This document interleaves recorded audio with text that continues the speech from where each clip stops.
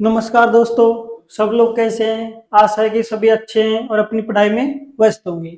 देखिए, हम पिछले सेशन में रीट में आए हुए प्रीवियसली क्वेश्चन के पीवाईक्यू देख रहे थे, जिसमें सबसे पहले हमने L1 में आए हुए क्वेश्चनों को देखे। उसके बाद में हम L2 मैथ साइंस में आए हुए प्रीवियसली क्वेश्चन को देख रहे थे, जिसकी एक क्लास पिछली हो चुकी है, जिसमें हमने आए हुए कुछ क्वेश्चनों को देखा। अब शेष बचे हुए क्वेश्चनों को हम इस नेक्स्ट क्लास में देखते हैं कि रीट L2 मैथ साइंस के अंतर्गत जीके के कौन कौन से प्रश्न आए थे, उनको हम देखने वाले हैं। कौन सी है? क्लास नंबर 4 है, जो 2 क्लास L1 की हुई और 2 क्लास अब ये L2 की मैथ साइंस की है। उसके बाद में हम मैथ साइंस के बाद में जैसे अन्य सब्जेक्ट वाइज जो एग्जाम हुई थी, उनमें जो जीके के क्वेश्चन आए थे, उनको भी हम देखने वाले हैं। देखिए यार, सबसे पहला क्वेश्चन देखते हैं। कौन सी तिलहनी फसल दालों के समान मृदा में नाइट्रोजन स्तर को बढ़ावा देती है? कि कौन सी फसल है इनमें? तिलहनी फसल, दाल फसल होती है, वो तो नाइट्रोजन मृदा का स्तरीकरण करती है। लेकिन इनमें से तिलहन फसल है, जैसे मूंगफली, सरसों, तिल, अरंडी, ये सभी कौन सी फसल है? तिलहन फसल है। ये तिलहन फसलों में से कौन सी फसल है जो मृदा में नाइट्रोजन का स्तर को बढ़ाती है? ये कहने पूछ रहा है कि कौन सी है जो मृदा में नाइट्रोजन का मात्रा में वृद्धि करती है। कौन सा? एक बार आंसर दीजिए इसका।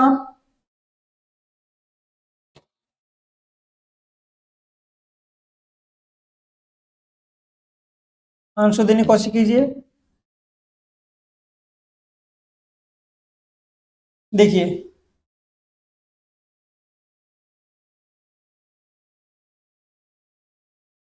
देखिए एक बार, तिलहन फसलों में से कौन सी मृदा में नाइट्रोजन करती है? देखिए, मूंगफली के बारे में देखिए एक बार। मूंगफली,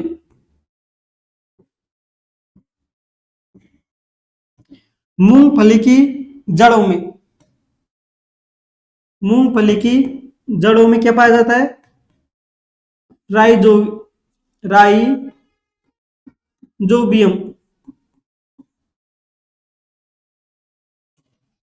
राइजोबियम नामक क्या पाया जाता है? जीवाणु पाया जाता है। राइजोबियम नाम का जीवाणु पाया जाता है। और राइजोबियम जीवाणु किस में पाया जाता है? दलहन फसलों में पाया जाता है। ये इसका काम क्या होता है? यह वायुमंडलीय नाइट्रोजन होती है, यानी हमारे वायु में जब नाइट्रोजन उपस्थित होती है, उसका उपयोग करके मृदा में नाइट्रोजन का स्तरीकरण को बढ़ाता है। तो इसका काम क्या होता है? वायुमंडलीय, वायुमंडलीय नाइट्रोजन का मृदा में स्तरीकरण, मृदा में स्तरीकरण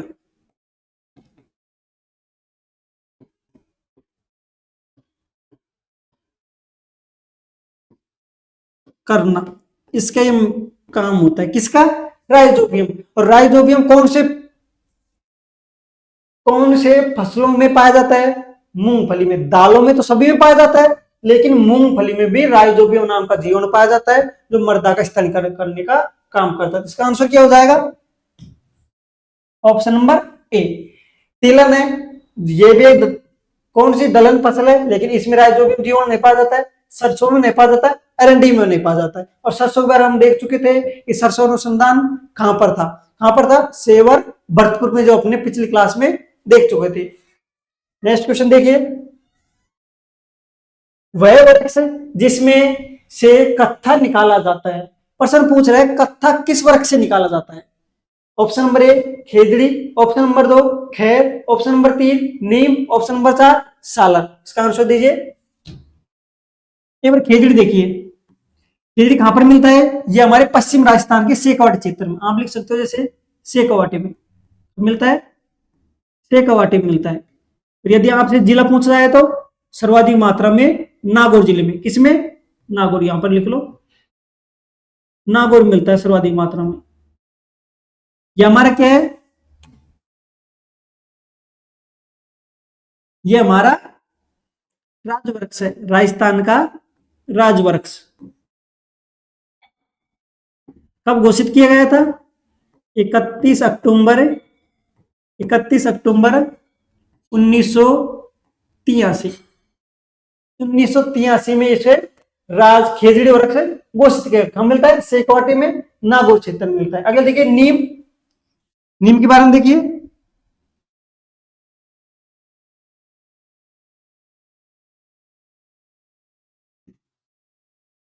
नीम ये कहां पर मिलता है? ये हमारे पूर्वी राजस्थान में,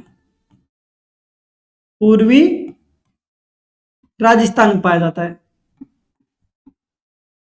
ये एक औषधि नुमा पादप होता है। आगे देखिए, ये सालर है, सालर। ये सालर कहां पर मिलता है? ये सालर मुख्य रूप से अलवर, अलवर व उदयपुर वाले क्षेत्र में, अलवर और उदयपुर में सर्वाधिक मात्रा में ये देखने को मिलता है।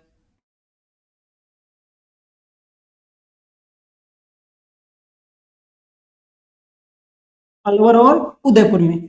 सालर कहां मिलते हैं? लगभग 450 मीटर की ऊंचाई पर, 450 मीटर की ऊंचाई पर, ऊंचाई पर ये देखने को मिलते हैं। आगे देखिए खैर। कौन सा खैर? जैसे यहां पर लिखते हैं, किसकी बात हो रही है? खैर वृक्ष की। खैर वृक्ष,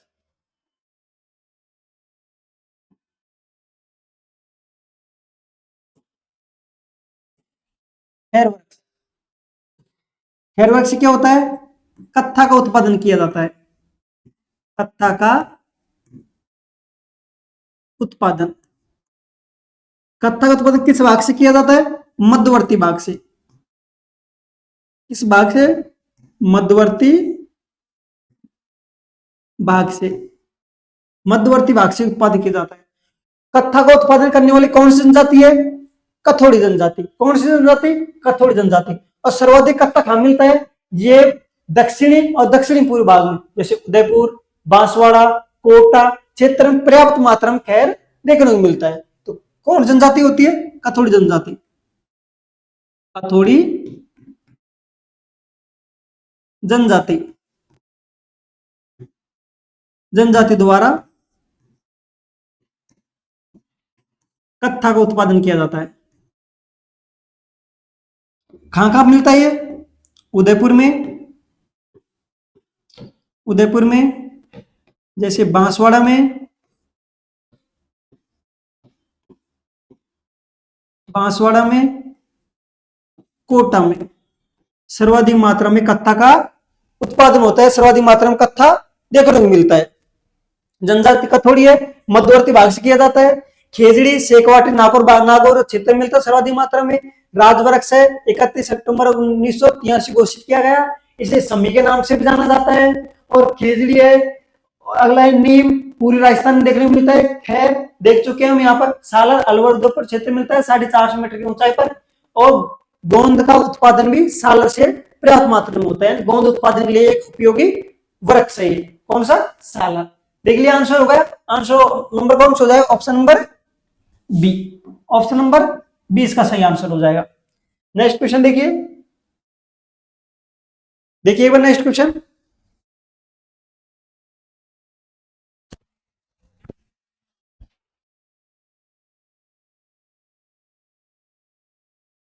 वह जिला युग्म जहां लाल व पीली मृदा पाई जाती है। मिट्टी के बारे में हम कल देख चुके थे कि कौन कौन सी मिट्टी कहां पाई जाती है। हमने लाल पीली मिट्टी देखी थी। लाल पीली मिट्टी उस क्षेत्र में पाई जाती है जहां पर बनास नदी का प्रवाह है, या बनास नदी के प्रवाह के आसपास वाले क्षेत्र और बनास नदी प्रवाह क्षेत्र में लाल पीली मिट्टी देखने को मिलती है। तो बनास नदी में से देखिए कौन सा जिला उसमें बहती है। तो देखिए, क्या बनास नदी अजमेर में बहती है? हाँ बोलो सर, हाँ अजमेर में बहती है। सिरोही में बहती है? सिरोही में नहीं बहती, लेकिन उनका उसके पास में टचवाल क्षेत्र है जो राजसमंद पालीवाल क्षेत्र में बहती है, वहां से। तो अजमेर में बहती है, बहती है। क्या अलवर में बहती है? अलवर में नहीं बहती है। क्या भरतपुर में बहती है? भरतपुर में नहीं बहती है। भरतपुर और अलवर क्षेत्र में कौन सी नदी आती है? चंबल नदी आती है। कोटा बूंदी में चंबल नदी का प्रवाह आता है। अगला है पाली जोधपुर, इसमें नहीं बहती, केवल और केवल अजमेर क्षेत्र में बहती है। इसके आंसर क्या हो जाएगा? ऑप्शन नंबर ए। ऑप्शन नंबर ए। अजमेर और सिरोही में कौन सी मिट्टी? लाल पीली मिट्टी। तो एक बार देखियो, और जिलों में देखिए कौन कौन सी मिट्टी पाई जाती है। अलवर और भरतपुर में कौन सी मिट्टी पाई जाती है? जलोढ़ मृदा। कौन सी मृदा? जलोढ़ मृदा। क्योंकि नदी वाले क्षेत्र में कौन सी मृदा देखने को मिलती है? जलोढ़। कौन सी मृदा हो जाएगी? जलोढ़ मृदा। जलोढ़ मृदा। अगला आ रहा है कोटा बूंदी। कोटा बूंदी में कौन सी मिट्टी देखने को मिलती है? काली मिट्टी। मध्यम काली बोल दो, काली बोल दो। मध्यम काली मिट्टी।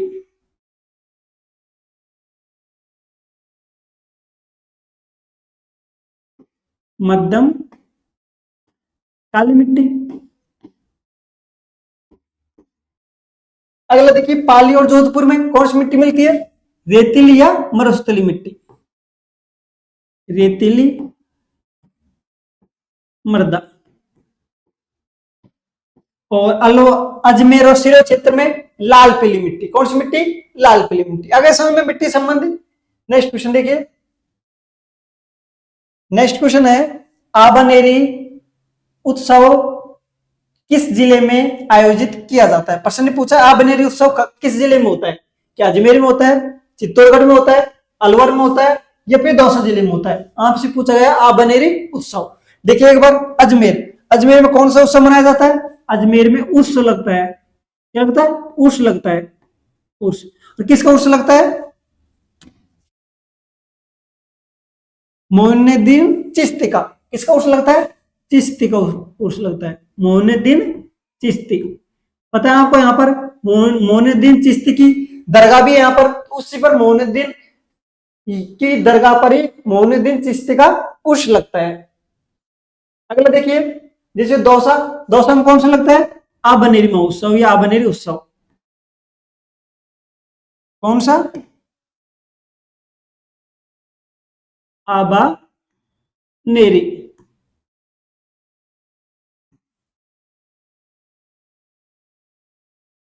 आबनेरी उत्सव।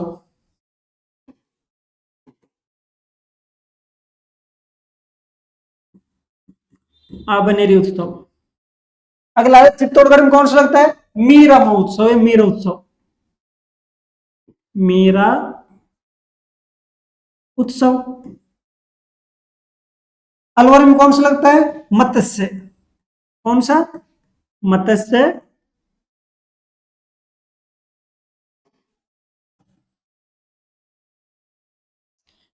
मत्स्य उत्सव। मत्स्य उत्सव। तो अजमेर में उर्स लगता है मोइनुद्दीन चिश्ती का। मोइनुद्दीन चिश्ती की दरगाह पर। चित्तौड़गढ़ में मीर उत्सव लगता है। अलवर में मत्स्य लगता है। दौसा में आबनेर लगता है। एक बार और देख लीजिए आप आबनेर के बारे में। इसके बारे में आबनेर के बारे में। आबनेरी।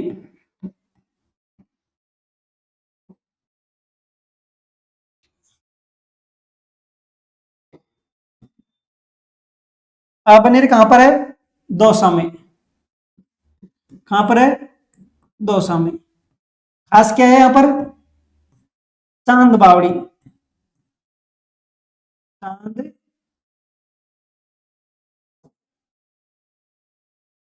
बावड़ी।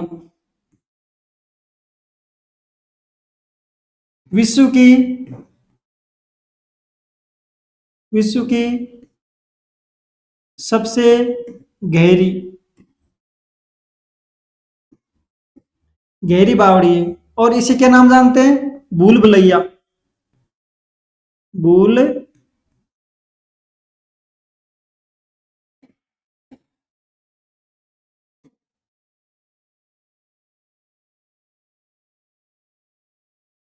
भूल भुलैया बावड़ी के नाम से भी इसे जाना जाता है। निर्माण कब किया गया था? गुर्जर प्रतिहार काल में। गुर्जर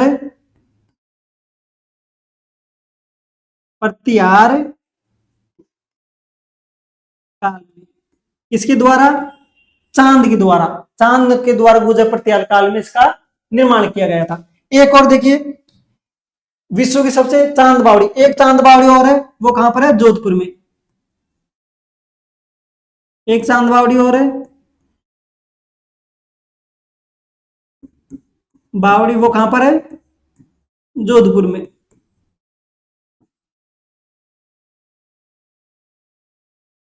यहाँ पर है जोधपुर में। आगे समझ में। नेक्स्ट क्वेश्चन देखिए, राजस्थान की पहली सूती कपड़ा मिल द कृष्णा मिल्स लिमिटेड थी, इसकी स्थापना की गई थी, कहां पर की गई थी? प्रश्न पूछ रहा है, पहली सूती वस्त्र मिल थी दी कृष्णा मिल लिमिटेड, उसे कहां पर स्थापित किया गया था? क्या शाहपुरा में किया गया था, भीलवाड़ा में किया गया था, या ब्यावर में किया गया था, या फिर किशनगढ़ में किया गया था? देखिए पहली सूती वस्त्र मिल के बारे में देखिए, प्रथम सूती वस्त्र मिल,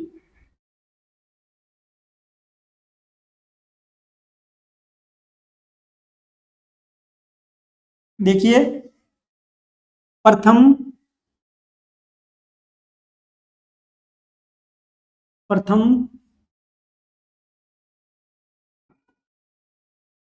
सूती वस्त्र मिल कहां पर की गई थी? ब्यावर में। कब की गई थी? 1889 ईस्वी में। करने वाले व्यक्ति कौन थे? किस व्यक्ति द्वारा की गई थी? सेठ दामोदर दास जी द्वारा, दामोदर दास जी द्वारा। जो पहली सूती वस्त्र मिल स्थापित की गई थी उसका नाम क्या था? The Krishna mills limited. नाम क्या था? द कृष्णा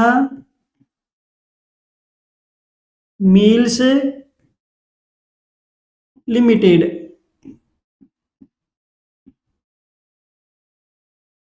लिमिटेड ये कौन सी थी? पहली सूती वस्त्र मिल थी। चलो सूती वस्त्र संबंधी आ गया तो कुछ आपसे क्वेश्चन पूछता हूं, बताना।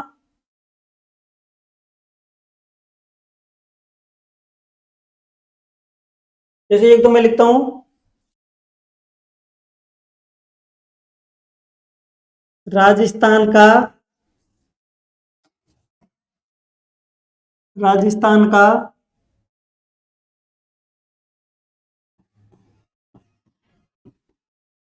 राजस्थान का मैनचेस्टर मैनचेस्टर कौन सा है? भीलवाड़ा। कौन सा है? भीलवाड़ा। नवीनतम मैनचेस्टर, नवीनतम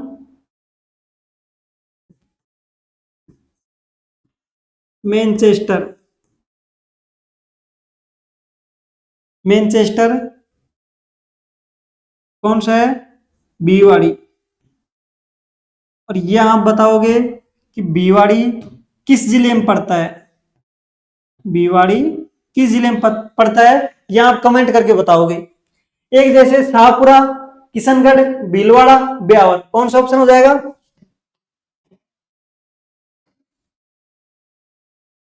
कौन सा ऑप्शन हो जाएगा? ब्यावर। एक जैसे भीलवाड़ा में और थी गुलाबपुरा सहकारी सहकारी मिल्स, किसे संबंधी? वस्त्रों से संबंधी, वो क्या थी? गुलाबपुरा भीलवाड़ा के अंतर्गत थी। ऑप्शन नंबर कौन सा हो जाएगा? डी।